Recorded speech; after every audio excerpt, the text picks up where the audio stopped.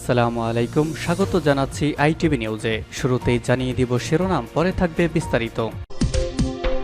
শুরুতেই আন্তর্জাতিক গুরুত্বপূর্ণ আপডেট সংবাদ। 24 ঘন্টায় আরও 60 জন, গাজায় নিহত বেড়ে 36,439।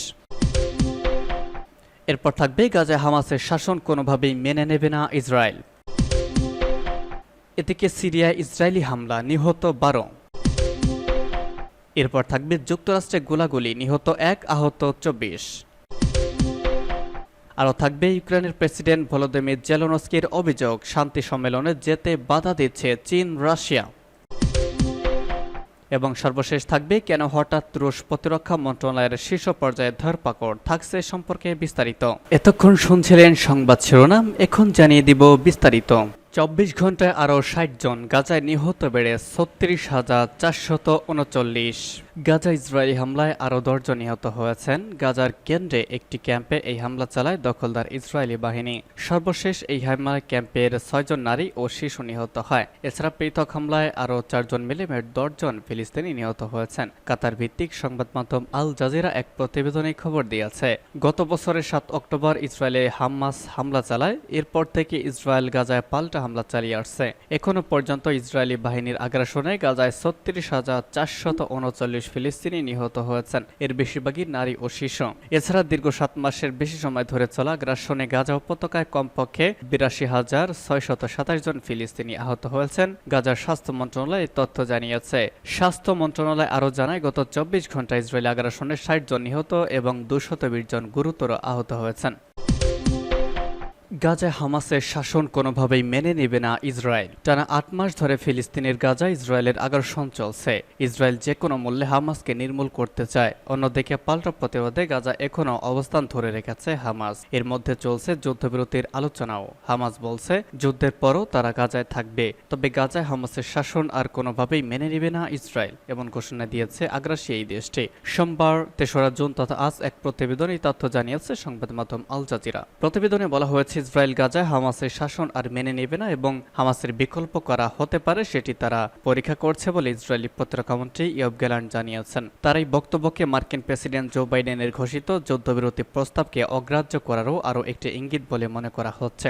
ইসরায়েলি প্রতিরক্ষামন্ত্রী ইয়োভ গ্যালান্ট গতকাল একটি বিবৃতিতে বলেছেন, আমরা আমাদের গুরুত্বপূর্ণ সামরিক পদক্ষেপগুলো পরিচালনা করার পাশাপাশি প্রতিরক্ষা বাহিনী হামাসের বিকল্প শাসক খুঁজে বের করার বিষয়টি মূল্যায়ন করছে। গ্যালান্ট বলেছেন, আমরা একের পর এক এলাকা বিচ্ছিন্ন করব, সেই এলাকাগুলো থেকে হামাস সদস্যদের সরিয়ে দেব এবং এমন একটি বাহিনী তৈরি করব যা হামাসের একটি বিকল্প সরকার গঠন করতে পারবে এবং বিকল্প সেই সরকার হামাসের জন্য হুমকি হবে।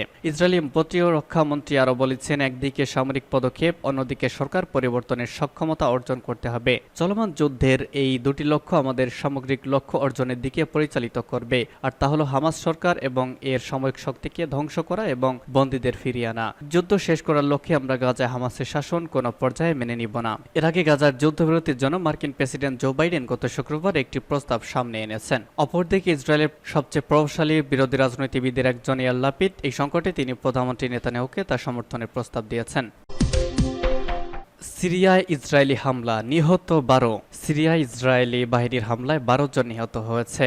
যুক্তরাজ্য ভিত্তিক Syrian observatory for human rights watch জানিয়েছে, সিরিয়ার উত্তরাঞ্চলে অবস্থিত আলেপ্পো শহরের কাছে একটি কারখানা ইসরায়েলি হামলায় অন্তত 12 জন ইরানপন্থী যোদ্ধা নিহত হয়েছেন। খবর আল জাজিরার। সিরিয়ায় প্রতিরক্ষা মন্ত্রণালয় নিহতের সঠিক সংখ্যা নিশ্চিত করেনি। শুধুমাত্র জানানো হয়েছে যে মধ্যরাতের কিছু সময় পর ইসরায়েলি শত্রুরা আলেপ্পোর দক্ষিণ পূর্ব দিক থেকে কিছু অবস্থান লক্ষ্য করে বিমান হামলা চালিয়েছে। এতে বেশ কয়েকজন নিহত হয়েছে এবং সম্পদের ক্ষয়ক্ষতি হয়েছে। Syrian observatory for human rights জানিয়েছে, আলেপ্পোর উত্তরে অবস্থিত হায়ান শহরে হামলায় বেশ কয়েকজন সিরীয় এবং বিদেশি যোদ্ধা নিহত হয়েছেন। হামলার পর একটি কারখানায় শক্তিশালী বিস্ফোরণের খবর পাওয়া গিয়েছে। ইসরায়েল সিরিয়ায় এ পর্যন্ত কয়েকশোবার হামলা চালিয়েছে, যদিও তারা প্রতিবেশী দেশটির বিরুদ্ধে চালানো সামরিক অভিযানের কথা খুব কমই স্বীকার করেছে। বেশিরভাগ সময় তারা হামলা চালানোর কথা অস্বীকার করেছে। ইসরায়েলি সামরিক কর্মকর্তারা বলেছেন, হিজবুল্লাহ সহ ইরান সমর্থিত যোদ্ধারাই সিরিয়ায় হামলার মূল লক্ষ্য। গত 7 অক্টোবর ইসরায়েলি সীমান্তে প্রবেশ করে আকস্মিক হামলা চালায় ফিলিস্তিনি স্বাধীনতাকামী সংগঠন হামাস। এরপরেই গাজায় পাল্টা আক্রমণ শুরু করে ইসরায়েল। গাজা হামাসের বিরুদ্ধে ইসরায়েলের যুদ্ধ ঘোষণার পর থেকেই সিরিয়া ইসরায়েলের হামলা বেড়েই চলেছে।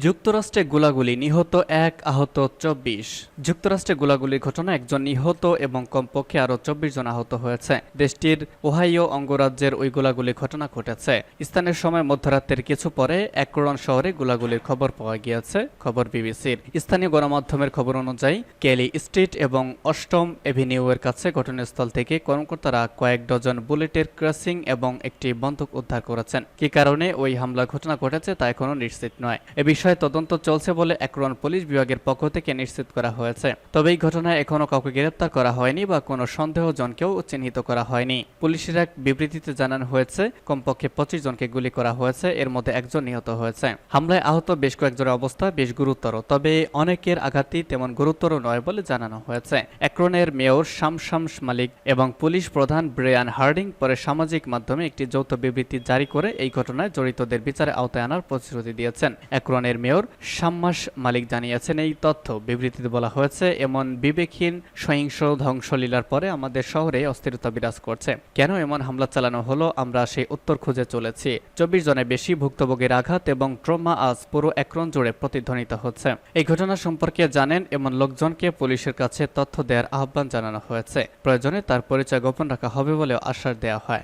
বিবৃতিতে আরও বলা হয়, আমাদের নগর প্রশাসন এবং অ্যাকরন পুলিশ বিভাগের কাছে জননিরাপত্তার বিষয়টিকে আমরা অগ্রাধিকার দিয়ে থাকি। আমরা আমাদের সম্প্রদায়ের মধ্যে বন্দুক সহিংসতা বন্ধ রাখার লক্ষ্যে কাজ করে যাব।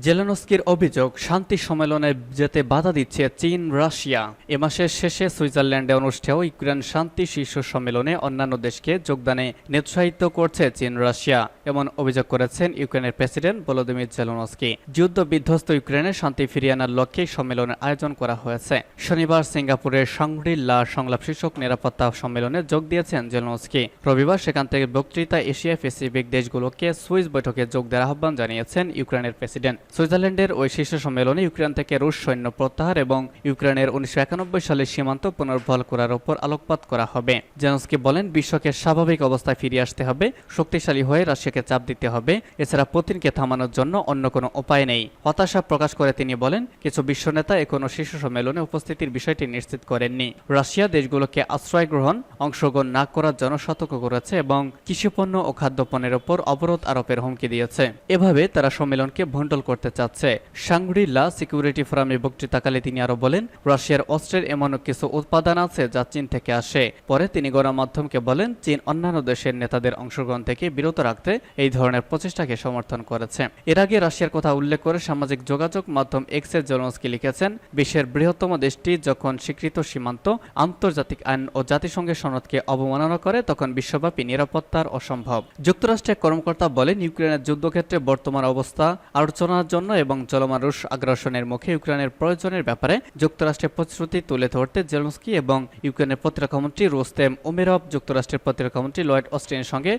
বৈঠক করবেন। ২০২২ সালে ফেব্রুয়ারিতে ইউক্রেনের ওপর রাশিয়া আক্রমণের পর এটি হচ্ছে জেলেনস্কির দ্বিতীয়বার এশিয়া সফর। ওই আক্রমণের পর থেকে রাশিয়া শাংরি-লা সংলাপে যোগ দেয়নি। এবং সর্বশেষ জানিয়ে দিব, কেন হঠাৎ রুশ প্রতিরক্ষা মন্ত্রণালয়ের শীর্ষ পর্যায়ে ধরপাকড়। হঠাৎ করে দীর্ঘদিন দায়িত্ব সামলানো প্রতিরক্ষামন্ত্রীকে বরখাস্ত করেন রুশ প্রেসিডেন্ট ভ্লাদিমির পুতিন। এরপর সেই প্রতিরক্ষামন্ত্রীর ঘনিষ্ঠ উচ্চপদস্থ আরও ৫ জন কর্মকর্তাকে গ্রেপ্তার করা হয়। ফলে রহস্য দানা বাঁধতে থাকে। আকস্মিকভাবে সাবেক প্রতিরক্ষামন্ত্রী সের্গেই শইগুকেও বরখাস্ত করার পরেই কেন দুর্নীতি বিরোধী অভিযান শুরু করলেন পুতিন প্রশাসন। ইউক্রেনে প্রায় ৩ বছরের যুদ্ধের পর রাশিয়া বর্তমানে সুবিধাজনক অবস্থানে। সাম্প্রতিক সময়ে উত্তর দিক থেকে অগ্রসর হয়ে খার্কিভ অভিমুখে হামলা চালিয়েও মিলছে সফলতা। পূর্ব দিকের দনবা সঞ্চালনে রুশ বাহিনী জয় পাচ্ছে। বিপরীতে সেনা আর অস্ত্র গোলাবারুদের সংকটে ঢুকছে ইউক্রেন। রাশিয়ার ঘুরে দাঁড়ানোর ক্ষেত্রে ইউক্রেনের এই সংকটেও কাজে দিয়েছে। ফলে প্রশ্ন উঠেছে, যুদ্ধক্ষেত্রে অগ্রগতির পরেও কেন প্রতিরক্ষা মন্ত্রণালয়ের প্রধানকে সরিয়ে দিলেন পুতিন। বিশ্লেষকরা বলছেন, রাশিয়ার সবচেয়ে দুর্নীতিগ্রস্ত সরকারি প্রতিষ্ঠান বা সংস্থার অন্যতম প্রতিরক্ষা মন্ত্রণালয়। বিপুল অঙ্কের সামরিক ঠিকাদারি চুক্তির বিষয়ে প্রকাশ করেছে রাশিয়ার রাষ্ট্র